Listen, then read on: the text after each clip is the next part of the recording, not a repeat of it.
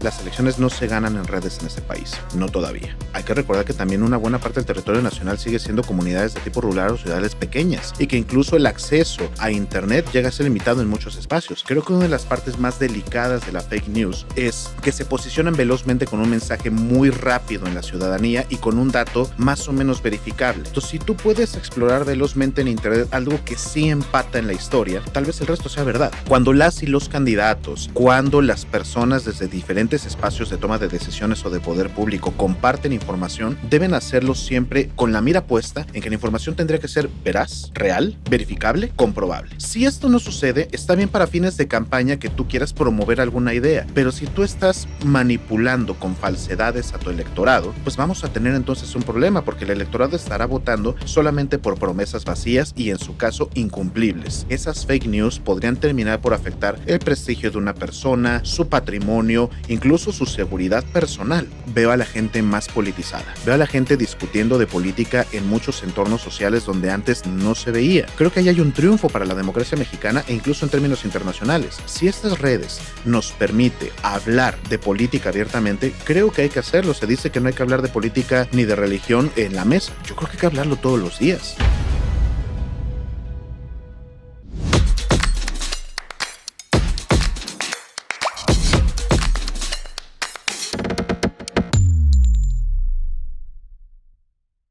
Maestro Javier Contreras, qué gusto que estés con nosotros para hablar de un tema importantísimo que son los derechos humanos. Yo creo que tanto en la cátedra como en Político MX hemos dado seguimiento desde un lado noticioso, pero también entrar a la parte conceptual de entender, ¿no? Qué son y por qué son relevantes para la democracia y de cara al proceso electoral que estamos viviendo. Así que, pues bienvenido y qué gusto que estés por acá, Javier. Hombre, muchísimas gracias en principio por el espacio y por abrir este tipo de ejercicios para explicar a la ciudadanía y a todo el público interesado cómo funciona esto.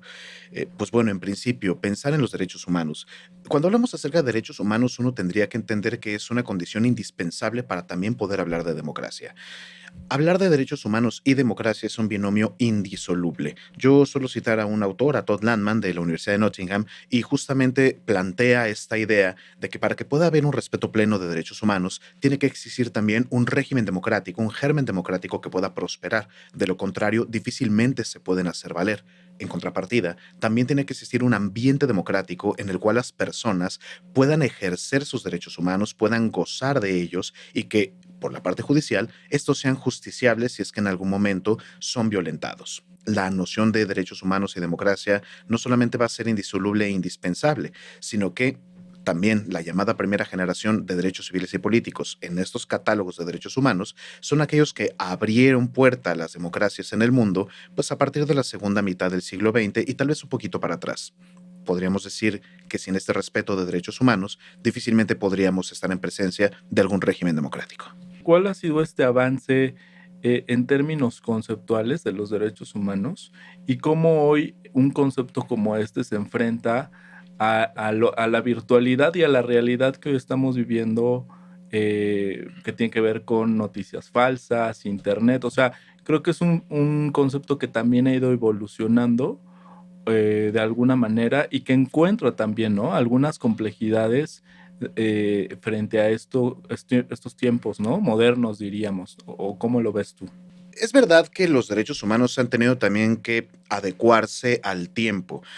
Por ejemplo, cuando nosotros hablamos del derecho humano a la libertad de expresión o este conjunto de libertades, claro que ha transformado su noción y su contenido desde la Revolución Francesa, pasando por la Declaración Universal de los Derechos Humanos de Naciones Unidas y, por supuesto, nuestro propio texto constitucional, desde que eran garantías individuales, a la fecha, que son de los derechos humanos y sus garantías, el primer título constitucional. Creo que esta adecuación temporal es muy importante entenderla en los fenómenos de comunicación. Antes nos comunicábamos por medio de la prensa escrita, los panfletos e incluso los voceros, cuando iban a repartir los diarios los niños en las diferentes esquinas. Hoy tenemos niños repartiendo diarios, pero lo tenemos en diferentes plataformas digitales y los tenemos repartiendo tweets o ex, o como se diga ahora, en diferentes espacios de comunicación, tanto tradicional como un poco más moderna, como mencionas. Creo que hay un riesgo inherente en la explosión de las plataformas de comunicación respecto de los derechos humanos y justamente ese riesgo es que no somos capaces de procesar como personas tanta información. La máquina no tendrá problema en compartirla, pero no va a procesar, ni va a distinguir, ni se va a permitir el explicarte si es información falsa, si es información verdadera, y esto podría condicionar la toma de decisiones de la ciudadanía. Si nosotros en un ambiente controlado o en un ambiente caótico no disponemos de información concreta, correcta y veraz, nuestra toma de decisiones necesariamente se va a ver afectada y eso va a impactar directamente en nuestra democracia, en una decisión electoral. En este sentido que hablabas, ¿no? De la importancia y de esta evolución que han tenido, sobre todo en términos de comunicación y de cómo esa comunicación finalmente afecta la toma de decisiones, ¿cómo afectan fenómenos como la fake news, la desinformación, el tema de derechos humanos y eso cómo se va evidenciando hoy en las democracias contemporáneas?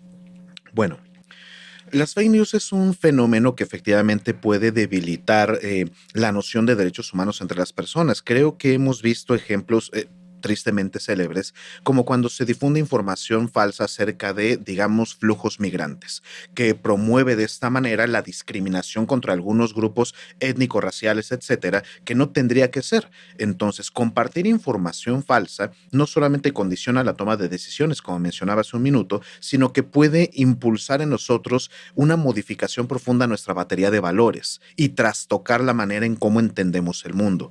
Esto, ahora visto desde el entorno electoral, democrático y sobre todo en el cual nos encontramos ahora en nuestro país, puede terminar también por impactar en nuestra elección política. ¿A qué me refiero con esto?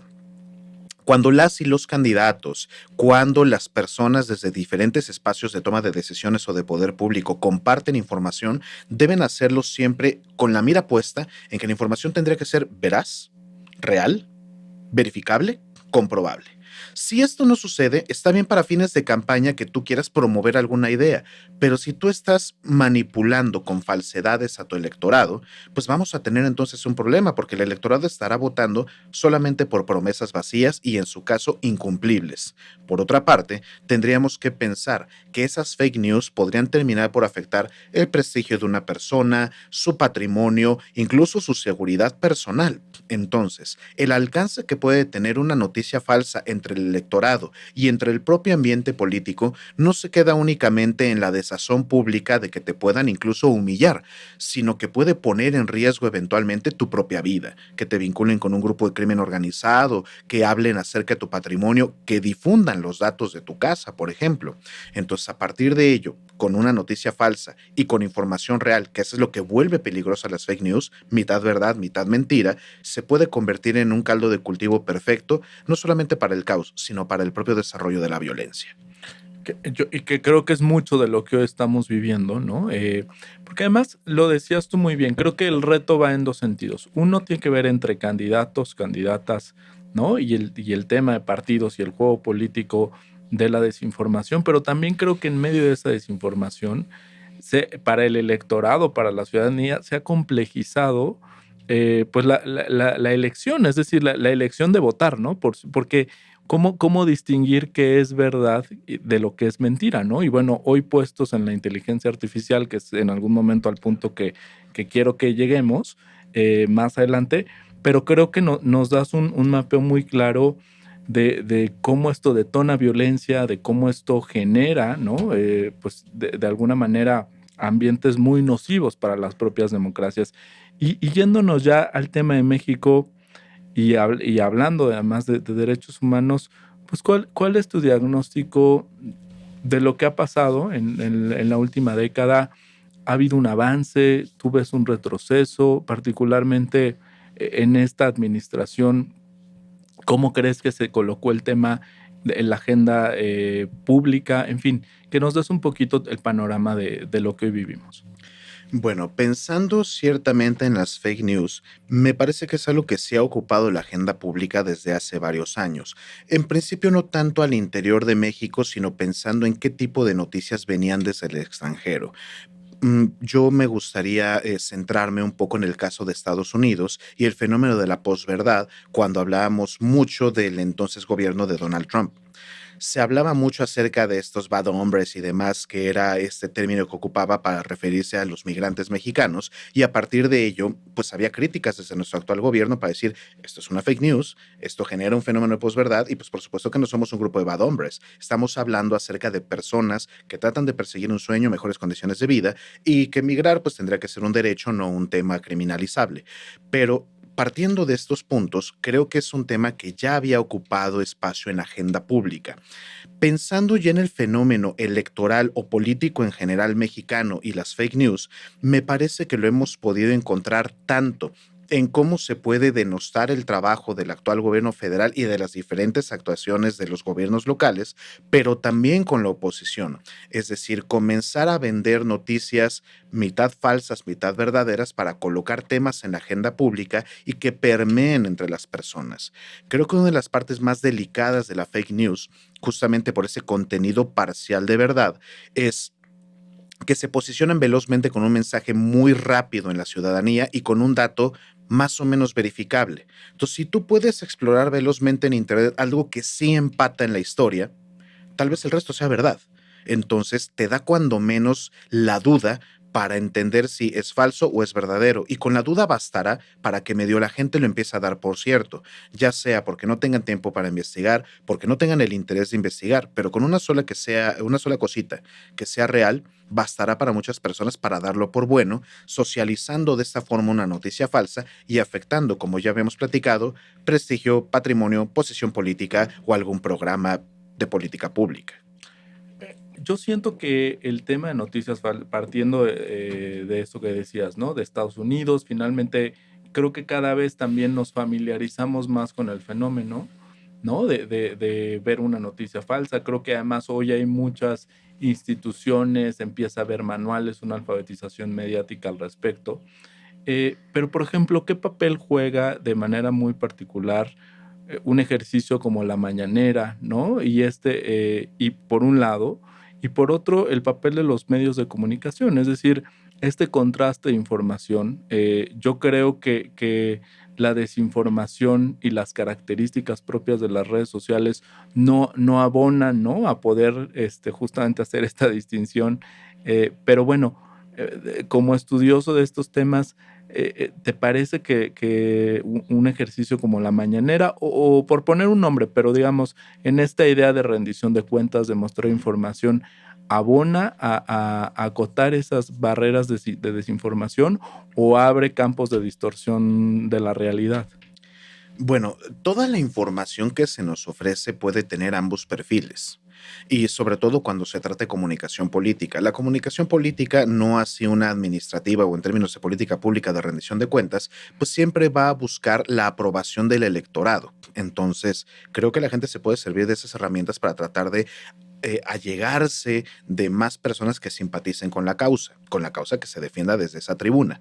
Si pensamos específicamente en la mañanera, en la conferencia matutina del presidente López Obrador, recordaremos que al principio se hablaba mucho desde aquella oficina de comunicación social de la presidencia, que era una especie de diálogo circular o que era un ejercicio constante de rendición de cuentas, para que luego poco a poco se fuera convirtiendo en lo que ya era esa conferencia matutina desde tiempos de López Obrador, jefe de gobierno, es decir, un mecanismo para colocar temas en la agenda pública. A veces no pensamos mucho en eso, pero la mañanera es justamente ese gran espacio donde se colocan temas de agenda pública y donde la gente incluso puede llegar a presentar alguna demanda y a partir de ello darle relevancia a su tema, pero puede ser que se coloque algún tema no enteramente verificable o que se falseen los datos, no solamente en la discursiva de los otros datos, sino que también estamos en el enfrentamiento constante entre los medios de comunicación, no sé si llamarle tradicionales, esta comunicación que ofrece ahora de forma constante el gobierno federal y lo que podemos encontrar en las diferentes redes sociales, vayan ustedes a saber desde dónde vengan las fuentes.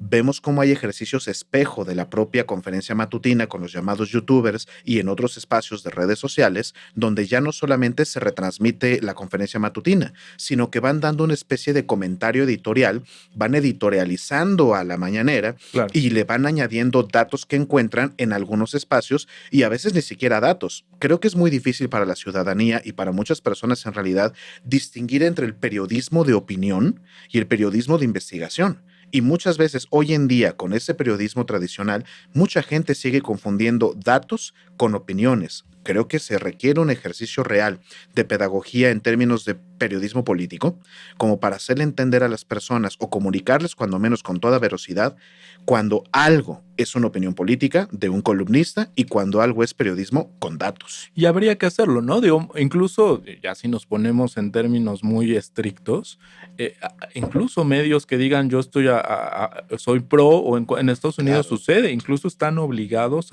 de alguna manera a decirlo, a hacerlo claramente.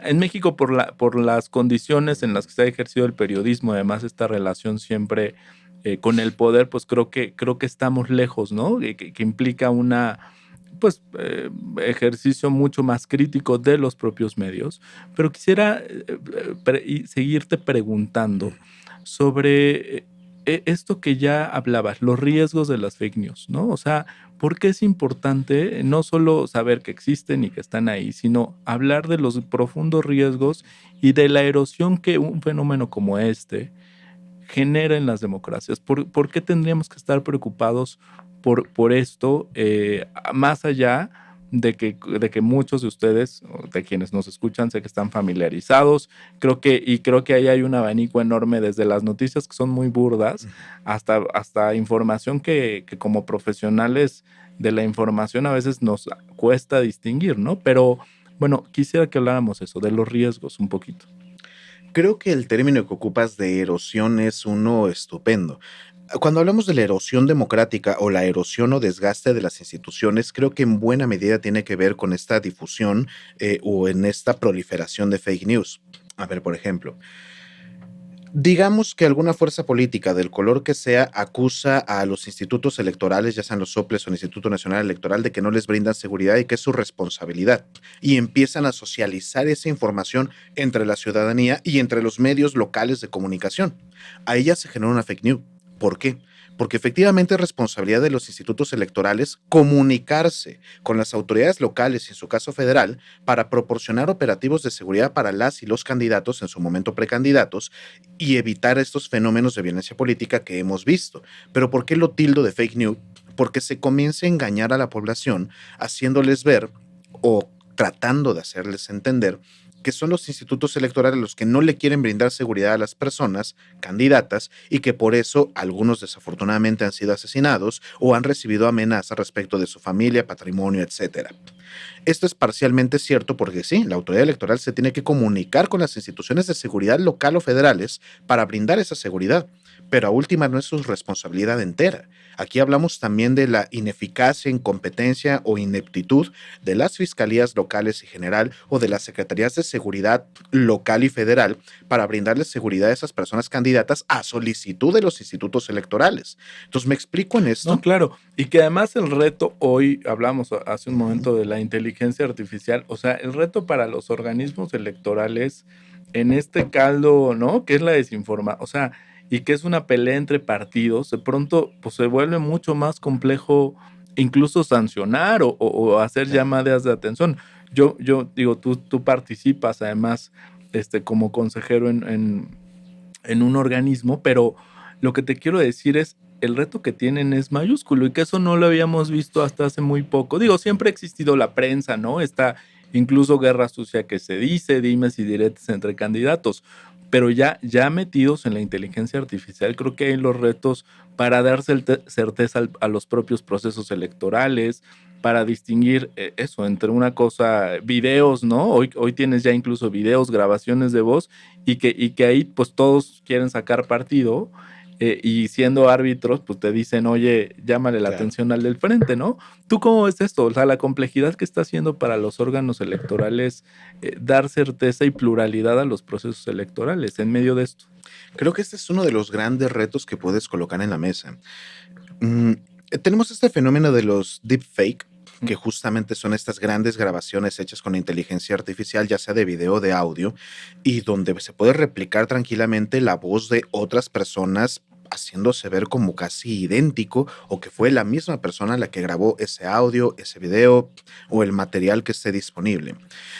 Em, Hablábamos hace unos minutos de esos procesos pedagógicos en términos de política o de educación para la ciudadanía, y vale la pena que aquí, en este caso sí, la autoridad electoral haga uso de sus funciones de educación cívica y de capacitación electoral para poder mostrar a la ciudadanía de qué manera puede identificar noticias falsas, de qué manera podría un poco verificar o tratar de constatar que se trata de un audio falso, de un video producido por inteligencia artificial.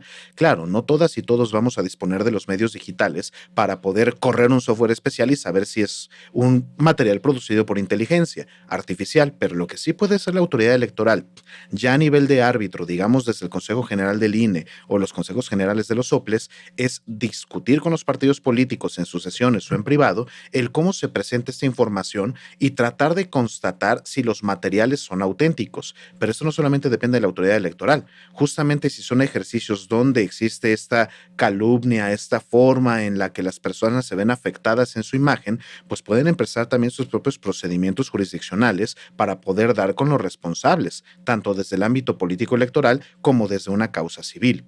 Entonces, pues, creo que la parte más importante aquí sería tratar siempre de difundir, tanto desde la autoridad electoral como incluso desde los partidos políticos, como parte de su responsabilidad en términos de educación democrática, cómo puede la ciudadanía verificar cuando una noticia es falsa, con cosas muy simples como si se trata de un servidor seguro, cómo está redactada en términos de semántica, si ya se conocía o hay una historia del medio de comunicación, etcétera. Creo que hay algunos elementos que nos permite prevenirnos, cuando menos parcialmente, de consumir noticias falsas. ¿Ves que eso se esté haciendo ya durante este proceso electoral? O sea, que estén empezando, porque esto es muy nuevo y, digamos, de desinformación y de redes sociales, traemos, Obama es como el gran referente, entonces si hacemos cuentas, muy poquito tiempo. Pero el tema de inteligencia artificial, pues es prácticamente de año y medio para acá, ¿no? En este desarrollo que ya ha tenido de herramientas generativas, etcétera, ¿no? O sea, tú ya ves esa implicación en el proceso actual, que realmente hay o vamos a empezar apenas a verlo seguramente en los próximos años. Yo creo que apenas vamos a empezar a verlo. No recuerdo de bote pronto, en la primera aproximación, algún caso realmente significativo, importante o que impactara en algún resultado electoral hasta el momento.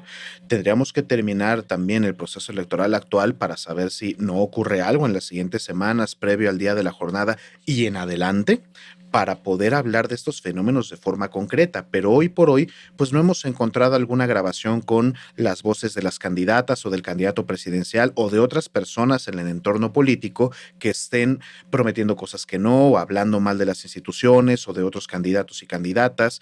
Y vamos, uno tendría que ser también muy creativo como para saber qué tipo de deepfake vas a promover, ¿no? Seguramente con lo que se trataría de relacionar sería con nexos con crimen organizado o alguna expresión dirían las juventudes, funables, digamos, que atenten contra los derechos humanos y la diversidad, y a partir de ello, pues ni siquiera se descalificaría del todo a la candidatura en cuestión, sino que si acaso se la percibiría y pues uno tendría que encontrar también ahí los límites de la propia libertad de expresión de los candidatos y de las candidatas. Obviamente no se trata de justificar de ninguna manera discursos xenófobos, racistas, clasistas. Eso no puede tener lugar en ninguna democracia. Para lo que quiero llegar es el cómo verificamos y constatamos este tipo de dichos sin afectar también el propio ejercicio de la libertad de expresión y la autonomía de partidos políticos y candidaturas presentes.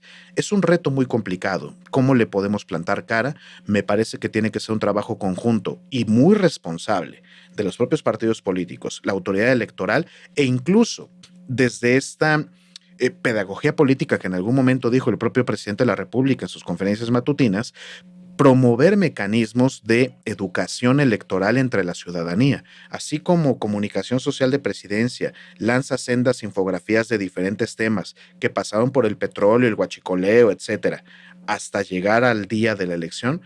Sinceramente, se podría plantear algún tipo de modelo de identificación de cómo evitar caer en el consumo de este tipo de noticias falsas. Yo incluso te diría que el tema de la desinformación, y me interesa mucho tu opinión aquí, se ha relajado, es decir, que qué bueno, ¿eh? Yo, o sea, pero digamos, lo platicaba yo con unos colegas hace unos días, ¿no? Yo esperaba ver cosas de distorsión de la realidad, de veras cosas fuertes, porque veníamos además de un clima muy polarizado, muy ríspido, y al día de hoy, creo que sea, incluso te diría que está más relajado que en 2018, ¿eh?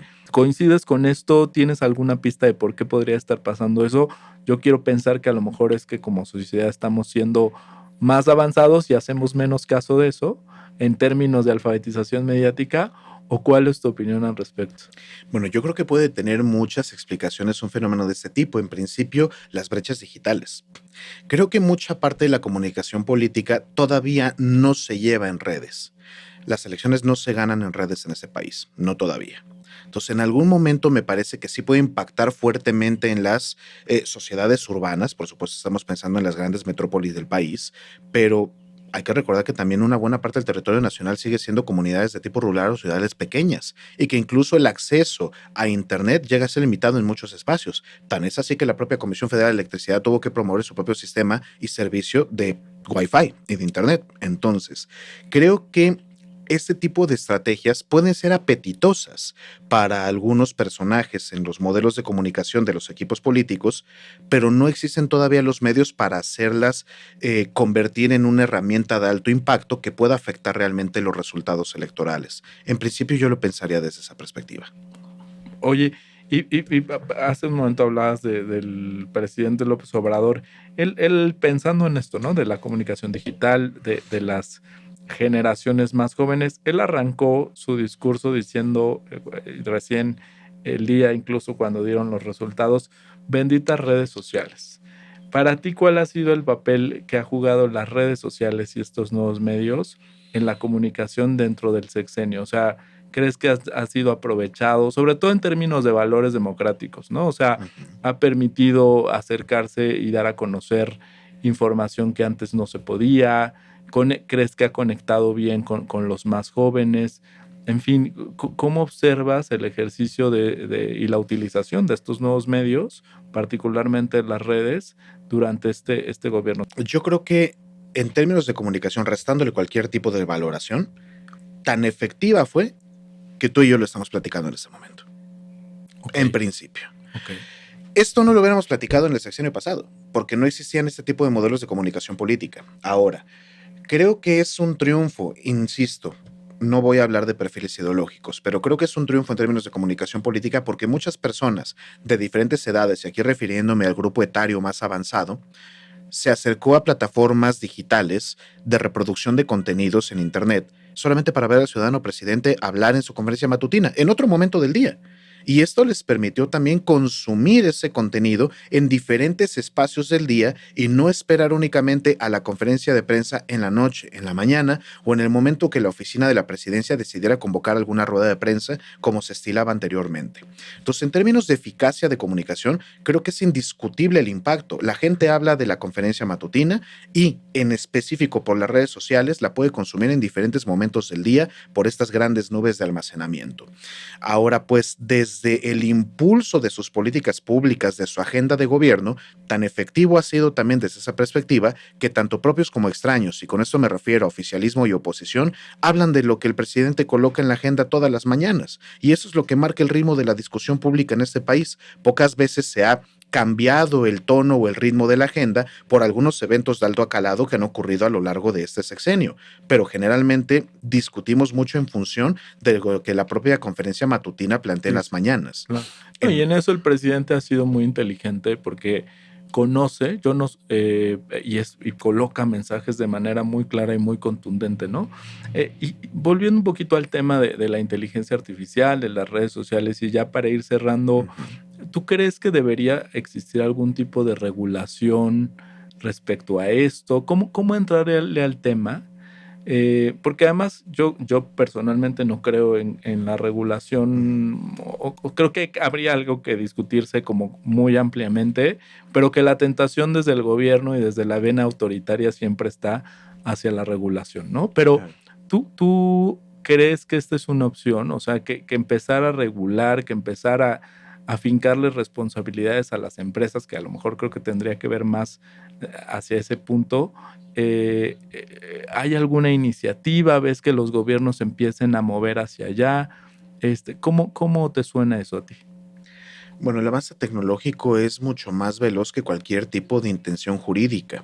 o de manifestación de regulación. Yo discrepo parcialmente contigo cuando hablamos que todo fenómeno de regulación puede incitar a la vena autoritaria. Creo que cuando nosotros regulamos, también es importante entender hasta qué punto lo regulamos y con qué fines lo regulamos. De lo contrario, pues ni siquiera necesitaríamos algún tipo de Estado de Derecho, salvo el mínimo indispensable en las democracias liberales, y eso dependiendo de qué tipo de democracia hablemos. Pero ya pensando en si regular estos avances tecnológicos, lo veo muy complicado, porque la norma no se podría actualizar tan rápidamente como los propios avances tecnológicos, en específico en esta inteligencia artificial. Hemos visto cómo han mejorado los contenidos producidos por la inteligencia artificial en apenas 2 años, que eran videos poco legibles, audios mal llevados, ahora que tenemos modelos de procesamiento de lenguaje y producciones de video que se ven pues casi reales. Entonces, más que no lo vea deseable, lo veo muy complicado. Y por otra perspectiva, podría, ahí sí coincido, despertar una vena autoritaria desde la limitación de la libertad de expresión.